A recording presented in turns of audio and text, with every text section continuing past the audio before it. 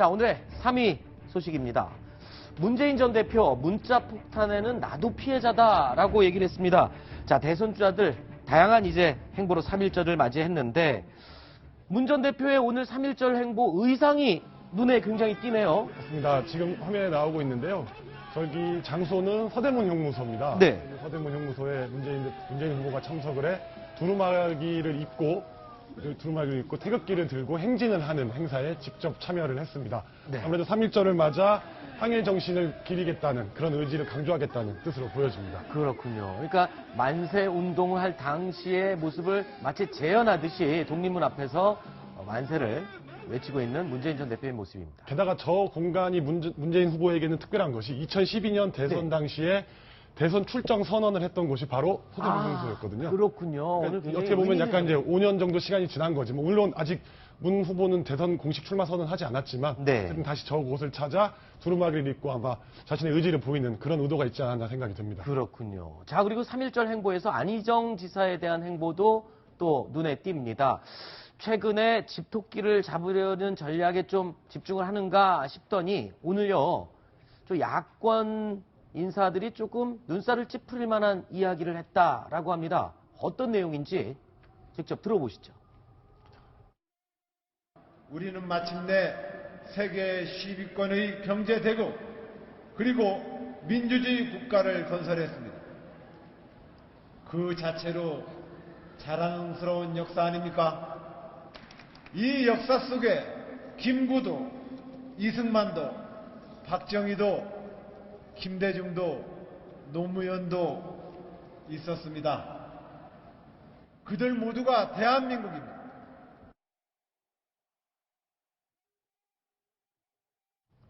자, 이야기를 들어보면요, 특별하게 문제가 없다고 생각할 수도 있지만 또 야권 지지자들이 들을 때는 저게 뭐지? 라고 할 수도 있을 것 같아요. 뭐가 문제죠? 참 애매한 문제인데요. 네네. 먼저 야권에 끊이지 않는 당대표가 되면 고민하는 지점이 있습니다. 그것이 무엇이냐? 이승만 묘역을 갈 것이냐 말 것이냐. 그렇죠. 박정희 묘역 참배를 갈 것이냐 말 것이냐. 당연히 야당의 정통성이 있는 노무현, 김대중 대통령은 가는 거고요.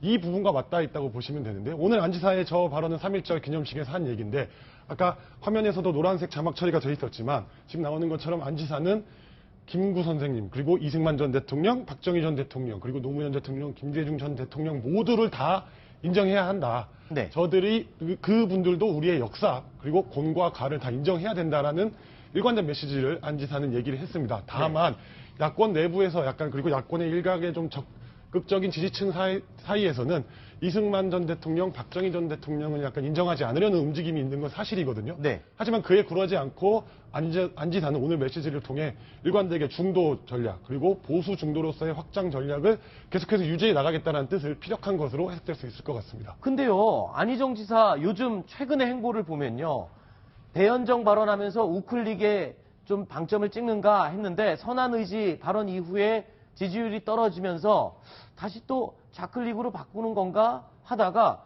민주당 또 그 경선 이 지지자들 숫자가 굉장히 많아지면서 다시 또 좌클릭으로 완전히 가는 거 아닌가 했는데 또 우클릭으로 가고 있어요. 이게 왔다 갔다 하는 거 우클릭이라는 아닌가요? 거에 저는 약간 문제 제기를 하고 싶은데 그래요? 아니 김구, 이승만, 박정희 전 대통령 등 그리고 김대중, 노무현 대통령까지 합쳐서 지금 대한민국의 자유와 번영이 만들어졌다는 거는 팩트잖아요. 네. 팩트 아닙니까? 그렇지 않습니까? 그렇죠. 지금의 대한민국이 만들어진 거는 이런 분들이 만들어 놓은 누적의 역사인 겁니다. 이런 어떻게 보면 굉장히 당연한 얘기를 한 것도 우클릭이니 보수 진영의 논리니 이런 식으로 치부하는 거는 저는 참 이상하게 돼가는 것 같다는 생각이 좀 듭니다. 네. 그 안희정 지사 저는 좌클릭 우클릭 왔다 갔다 했다고 보지는 않고 그래요? 이제 방향을 잡자고 하면 네. 아마 우클릭 쪽 방향이 맞을 겁니다. 네. 그쪽으로 방향을 가되 선한의지 반으로 잠시 한 타임 쉬었다고 간다고 보시는 것이 맞을 거예요. 그것을 우클릭 가다가 좌클릭 가다가 갈짓자 행보가 아니고요. 네. 일관되게 아마 중도 쪽으로 가는 방향을 잡고 있을 것이다. 다만 잠시 선한의지 발언으로 한 타임 쉬었다 다시 간다. 아마 이것이 그 안희정 지사 전 전략이라고 봅니다. 네, 그렇군요. 자, 이재명 성남시장의 3.1절 행보에 대해서도 얘기를 좀 해보겠습니다. 보훈 대상자에게 배당을 약속했다. 배당. 이게 무슨 내용입니까? 그 보훈 대상자를 대우해야 하는 거 그건 너무나 당연한 일입니다. 그런데 이제 이재명 성남시장이 뭐라고 오늘 얘기를 했냐면 보훈대사가 85만 8,859명에 연 100만 원의 보훈 배당을 지급하겠습니다. 소요 예산은 연 8,600억으로 추정됩니다. 이렇게 이제 말씀을 했습니다. 네. 아까도 말씀드렸듯이 보훈 대상자를 대우해야 되는 건 너무나 당연한 일인 건데, 그런데 저 예산 8,600, 거의 한 1조 가까운 돈이 소요되는 거 아니겠습니까? 네. 저 예산을 그럼 과연 어떻게 충당할 것인가, 그 부분에 대한 얘기들이 없어요. 네. 그러니까 이재명 시장의 어떤 정책들에 대해서 항상 나올 때마다 예산의 문제가 나오는데, 이재명 시장이 예전에 한 2달인가 3달 전에만 뉴스탑10 출연했을 때 이 자리에 서서 이제 무슨 얘기를 했냐면, 네. 그때 이제 패널들께서 뭐라고 그러냐면 이재명 시장한테, 아니 그 청년수당이나 무상복지 성남시 어떻게 감당하십니까? 라고 네. 입에서 뭐라고 얘기를 했냐면, 내가 성남시에 대해서 지방치를 발행한 것도 아니고, 네. 지방세를 늘린 것도 아니고, 성남시 예산을 아껴서 했다, 이렇게 얘기를 합니다. 네. 그 얘기는 맞아요. 성남시에서는 그게 가능합니다. 왜? 네. 성남시는 판교 테크노밸리 때문에 세수가 엄청나거든요.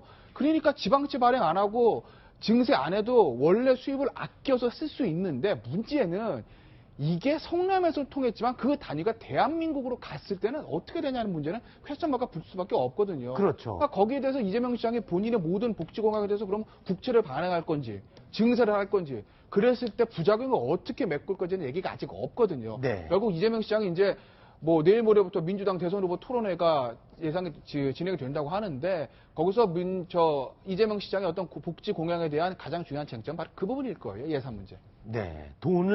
재원을 마련을 어떻게 할 것이냐에 대한 정확한 대책이 없이 계속 공약만 남발하는 게 아니냐라는. 그러니까 성남시의 성공사를 해가지고 내가 성남에서 했으니 그대로 대한민국 탈 수 있다는 게 안 맞는다는 거죠. 그렇죠. 자료 자체가 틀리니까요. 네.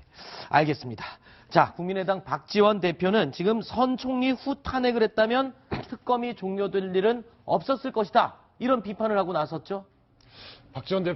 국민의당 박지원 대표의 새로운 별명이 뭔지 혹시 들어보셨나요? 뭐였죠? 여의도에서 회자되는 별명은 문모닝입니다. 문모닝. 문모닝. 아침을 여는 굿모닝을 문재인 비판으로 시작하는 박지원 대표에서 문모닝인데요. 네. 박지원 대표의 전략은 단순합니다.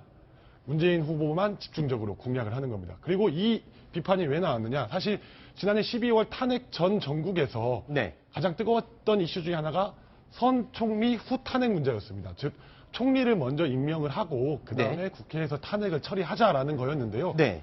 대표적으로 이걸 가장 강력하게 주장했던 게 박지원 대표입니다. 그런데 민주당 추미애 대표, 그리고 당시에 이제 문재인 전 대표는 이 선 총리 후 탄핵에 대해 반대 의사를 표했습니다. 네. 탄핵이 먼저지 총리 얘기를 할 것은 아니다라고 네. 반대를 했던 것이고, 실제로 그렇다 보니 총리 임명 없이 탄핵이 이루어졌습니다. 그랬죠. 그래서 기억하실 겁니다. 당시 사실 김병준 총리 내정자 신분이 있었지만 결국 내정자 신분에서 그대로 물러나게 됐고, 사실 퇴임식까지 준비했던 황교안 총리가 지금 현재 고난대행을 하고 있는 상황이 된 건데요.